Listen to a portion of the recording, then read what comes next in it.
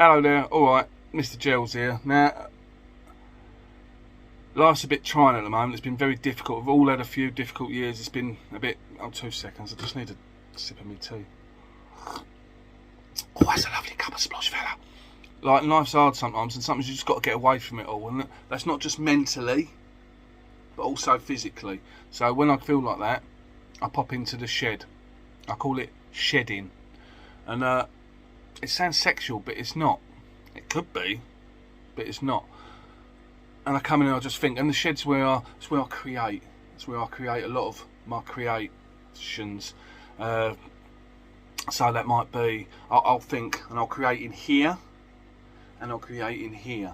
And sometimes that'll come out as a poem or a song or just an idea, a melody. Sometimes it will end up on paper, it'll be visual, or it'll be audible, all those things, and that's what I do in the shed a lot of the time. But also when it gets too much, and sometimes I want to just leave that behind a little bit and just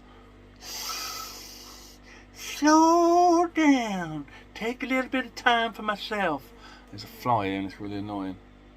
That's not helping me take it for myself. 2 seconds, I'm just going to ask him to leave. Will you please leave, you fucking cunt?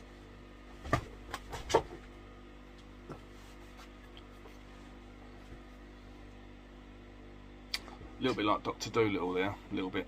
So I come in and I try to relax and I do some. One of the ways I do that is by not self-harm, no, carving, wood carving. So I just like it. I find a bit of wood. I cut some trees down at the start of the year in the garden, and I've just got a particular piece of wood that I found interesting. Interesting looking, and it's got some lovely shape to it. There's some idea to it. There's a bit of identity to it already. It's almost leading me to do what it wants to be, and I think that's when you're working with a natural material like wood, you have to do that. It's easy to manipulate metal a lot more than it is wood. Wood sort of wants to do its own thing. When I'm playing with wood, I generally let it make the decisions of what I'm going to do. So I've got this piece here which I found interesting because it's got that lovely little shape to it, that little bow, that little kink in it there. It's got a lot of nodules and eyes. I mean, I've obviously started to strip it a little bit, but you can see all the little different coloured browns, and it's just lovely. It's just a lovely, them little eyes and that, yeah.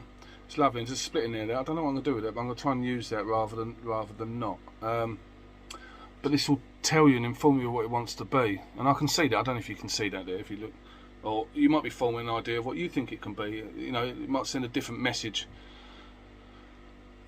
to different people. We're all wired slightly different, and that's amazing, isn't it? That's just amazing.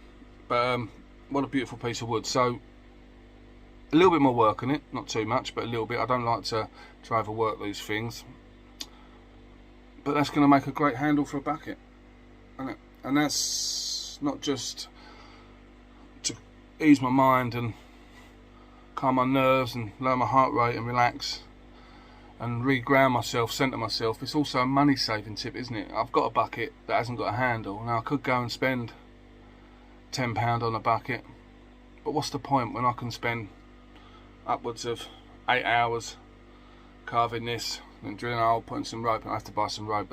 I'll just get a couple of metres, so about 7-8 quid, and then I've got a bucket. So that's what I'm doing.